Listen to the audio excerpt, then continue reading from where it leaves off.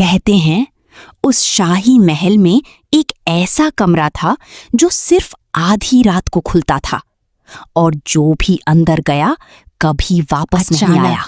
महल के गलियारों में बर्फ जैसी ठंडी हवा फैल गई और एक एक करके सारी मोमबत्तियां बुझने जैसे ही घड़ी ने रात के 12 बजाए पूरा महल डर से कांप उठा। भारी घंटियों की आवाज, महल के सबसे अंधेरे गलियारे में एक छुपा हुआ काला दरवाजा अपने आप खुलने लगा। क्रीक। दरवाजे की डरावनी आवाज। डरी हुई बूढ़ी दासी कांपती आवाज में बोली, नहीं, फिर से नहीं, आधी रात वाला कमरा जाग चुका है। लेकिन तभी उसकी नजर दरवाजे पर बनी एक चांदी के निशान पर पड़ी, वही निशान जो उसकी मां के दिए हुए लॉकेट में था। और अचानक जोरदार धमाके के साथ दरवाजा बंद हो गया। धड़ाम! भारी धमाके और चीखों की आवाज। फिर उस कमरे के अंदर से एक धीमी आवाज आई, सिंड्रेला। वो आवाज बिल्कुल उसकी मां जैसी थी। अगली रात उसने महल की पुरानी लाइब्रेरी में छुपा हुआ एक रहस्यमयी राज खोज निकाला। बूढ़ा सैनिक फुसफुसाया, अगर उस लड़की को सच पता चल गया तो श्राप वापस लौट आएगा। और तभी आधी रात होते ही वो रहस्यमयी कमरा फिर से खुल गया। आधी रात के उस कमरे से आती आवाज का पीछा करते हुए वो धीरे धीरे अंधेरी गलियारे की तरफ बढ़ी। लेकिन इस बार महल पहले जैसा नहीं लग रहा था। ठंडी हवा और डरावना बैकग्राउंड संगीत। कमरे के अंदर का नजारा देखकर उसकी सांसें रुक गईं। दीवारों पर लगी सारी घड़ियां ठीक 12 बजे पर रुकी हुई थीं और कमरे के बीचों बीच हवा में एक चांदी की चाबी तैर रही थी। अचानक सारे टूटे हुए शीशे चमकने लगे। एक शीशे में पुराना राजा किसी रहस्यमयी औरत से लड़ रहा था। दूसरे में सैनिक खजाने के संदूक छुपा रहे थे।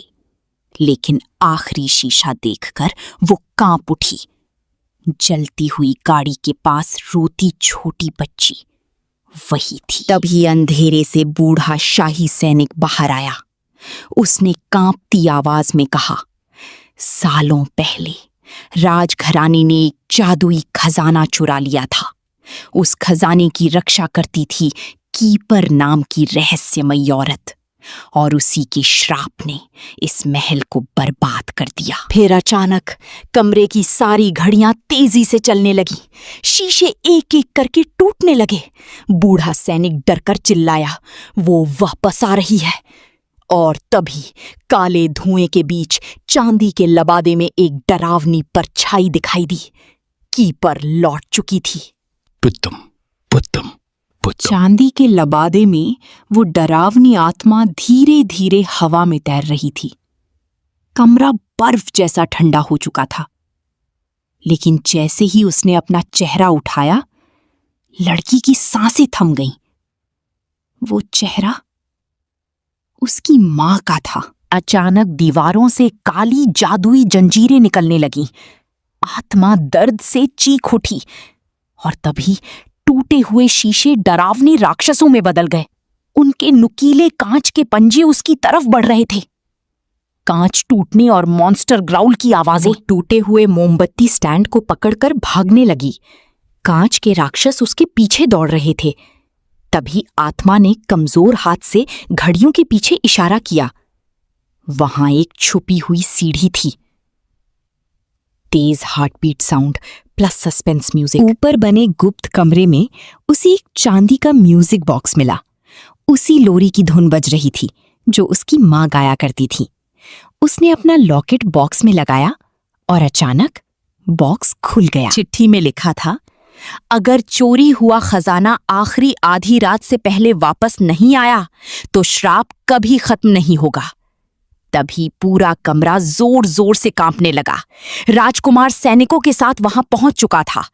लड़की ने उसका हाथ पकड़कर कहा, समय बहुत कम है, हमें वो खजाना ढूंढना होगा। पुरानी सुरंगें मौत के जाल से भरी हुई थीं। अचानक जमीन टूट गई और वो अंधेरे गड्ढे में गिरने ही वाली थी, लेकिन राजकुमार ने आखिरी पल में उसका हाथ पकड़ लिया। पत्थर टूटने और हार्टबीट साउंड इफेक्ट। विशाल पत्थर के दरवाजे पर लिखा था, सिर्फ सच अंदर जा सकता है। तभी राजकुमार आगे बढ़ा। मेरे पूर्वजों ने लालच में आकर कीपर को धोखा दिया था। और अचानक दरवाजा खुलने लगा। कमरे के अंदर अनगिनत जादुई खजाने चमक रहे थे, लेकिन सबसे बीच में था क्रिस्टल हार्ट। उसे छूते ही उसकी आंखों के सामने सच्चाई आ गई। उसकी मां ने अपनी जान देकर उसे श्राप से बचाया था। तभी सुरंगों में काली परछाइयां फूट पड़ीं। श्रापित राक्षस उन्हें ढूंढ चुके थे। राजकुमार ने तलवार निकालकर कहा, जाओ, मैं इन्हें रोकूंगा। और वो क्रिस्टल हार्ट लेकर आखिरी बार उस रहस्यमयी कमरे की तरफ दौड़ पड़ी। आधी रात का आखिरी पल शुरू हो चुका था। विशाल घड़ियां फिर से बजने लगीं और कांच के राक्षस उसे चारों तरफ से घेर चुके थे। कीपर की आत्मा गुस्से से चिल्लाई, अब बहुत देर हो चुकी है। लेकिन वो रुकी नहीं। नहीं, अब मैं इस श्राप को खत्म करूंगी। जैसे ही क्रिस्टल हार्ट वेदी पर रखा गया, पूरे कमरे में चांदी जैसी चमकदार रोशनी फैल गई। घड़ियां रुक गईं और श्राप टूटने लगा।